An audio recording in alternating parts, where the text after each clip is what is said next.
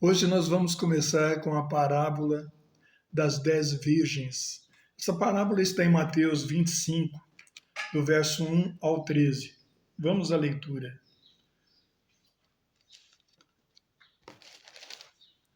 Portanto, o reino do céu será semelhante a 10 virgens que pegaram suas candeias e saíram para encontrar-se com o noivo.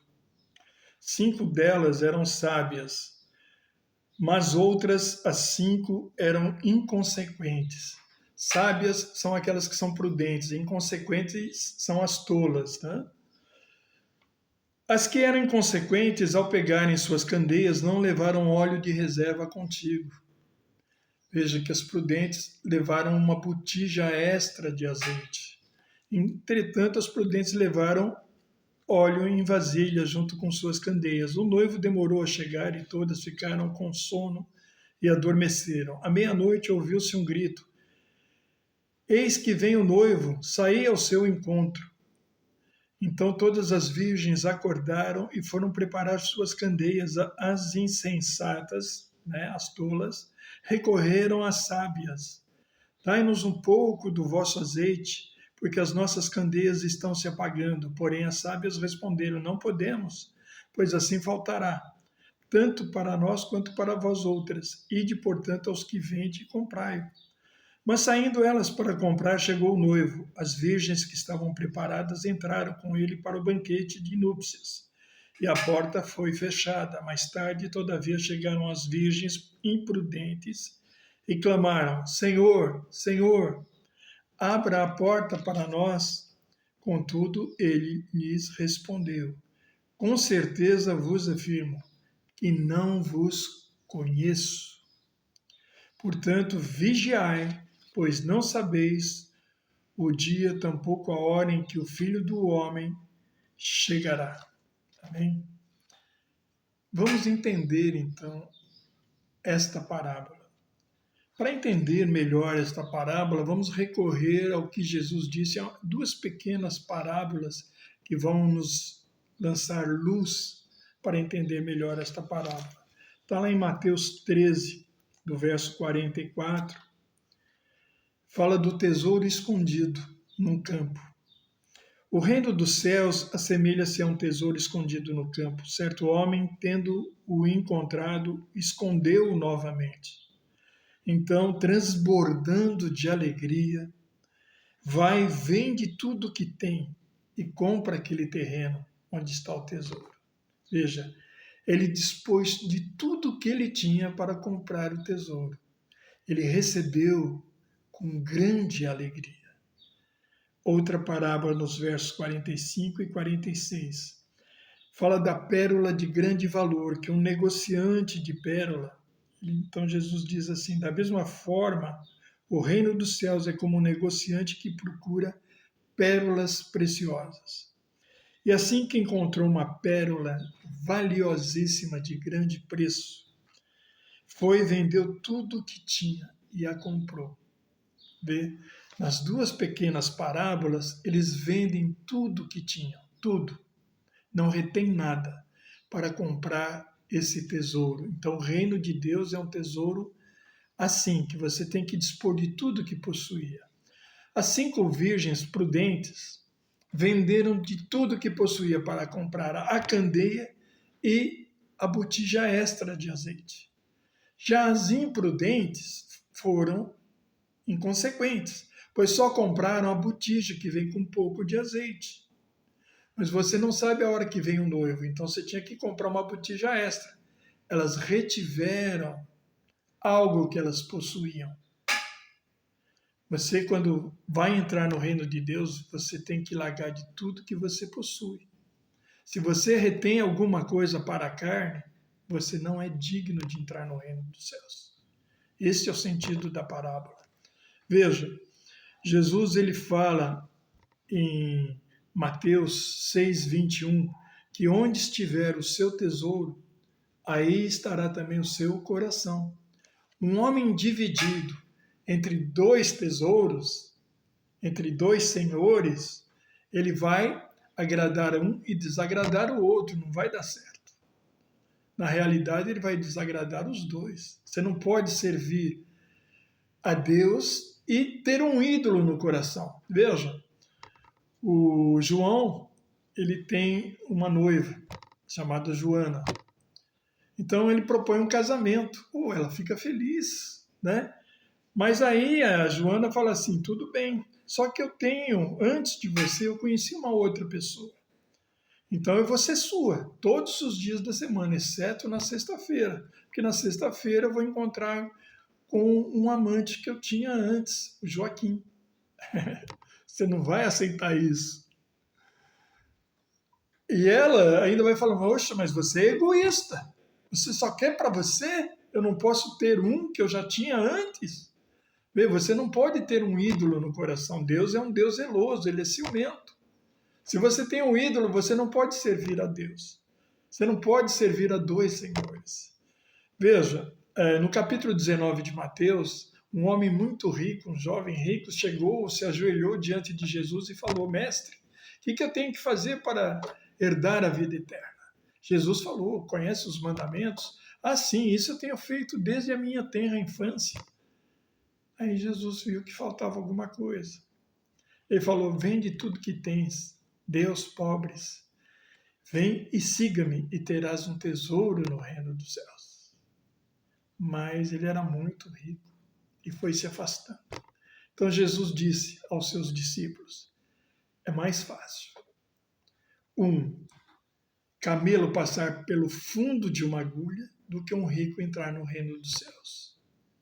Então os discípulos disseram, bom, mas então quem poderá entrar? Aí Jesus explica, isso é impossível ao homem.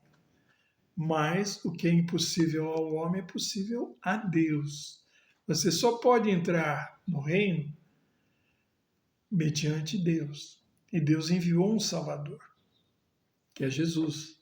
E você tem que segui-lo fielmente.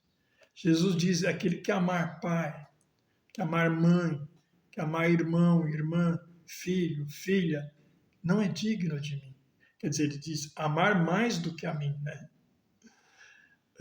Retificando aqui, amar mais do que a mim não é digno de mim. Não é digno de ser meu discípulo. Você não pode amar nada mais do que o seu Senhor. Você não pode ter ídolos no seu coração.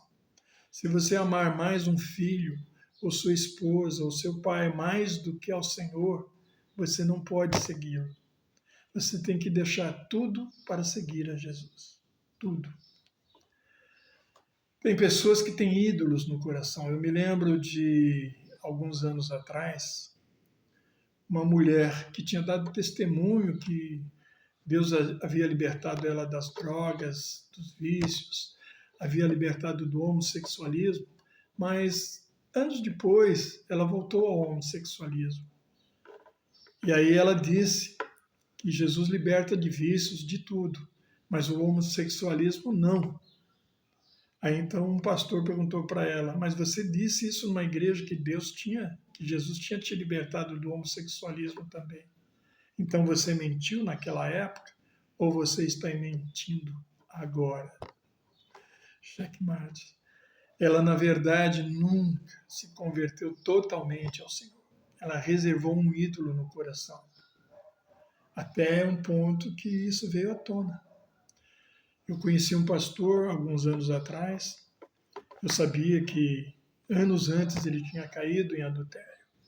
E ele estava ensinando algumas coisas e falou que não é por ele ser pastor que ele não pode abraçar uma irmã e tal. Eu achei estranho ele falar isso, uma vez que ele já tinha caído em adultério anos antes.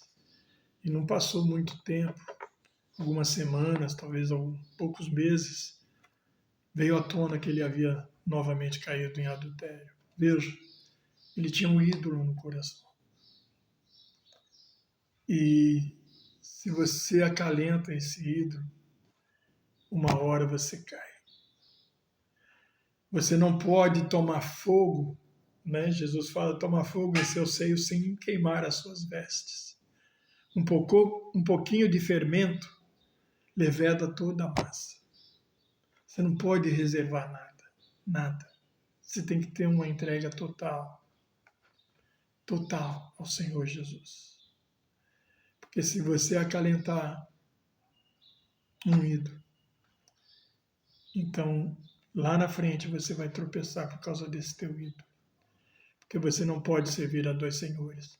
Veja que Jesus, no final, para essas 5 virgens tolas que batiam na porta chamando Jesus, Senhor, Senhor, ele diz assim, não vos conheço, não sei quem são vocês.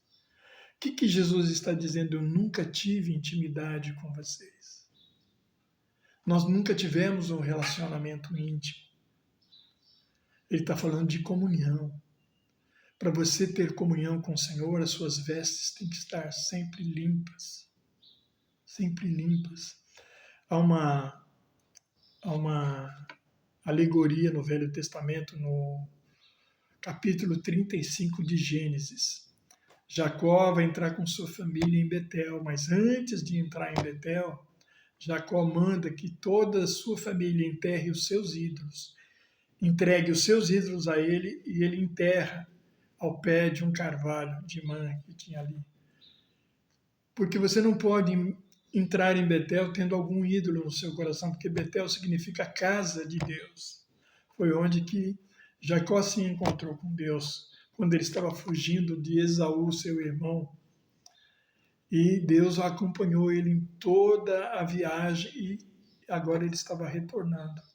E aí Jacó fala, e troquem as suas vestes.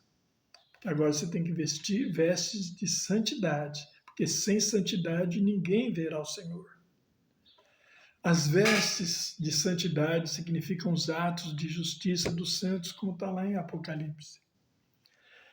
É na comunhão com o Senhor que eu vou poder praticar esses atos de justiça. Porque é o Senhor que providenciou vestes justas para mim, para que eu ande na sua presença. Lembra que ele disse a Abraão, ande em minha presença e ser perfeito, ser completo. Você vai ser completo quando andar na presença do Senhor. Andar na presença é ter comunhão com Ele. Veja, esta minha mão, ela se movimenta porque a minha cabeça assim o faz. Porque ela está ligada, né, com juntas medulas, né, ossos, nervos, à minha cabeça.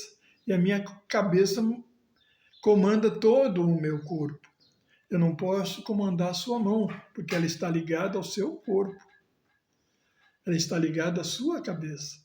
Eu só posso ligar os membros do meu corpo. Esse eu posso ordenar, porque estão ligados à minha cabeça. Assim é o corpo de Cristo. Jesus é o cabeça de Cristo. Se eu estou ligado ao cabeça, então eu vou obedecê-lo em tudo que ele me mandar.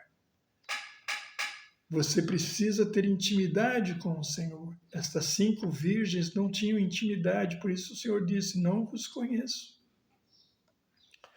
Nós temos que ter intimidade com o Senhor. E assim nós vamos ser a sua semelhança.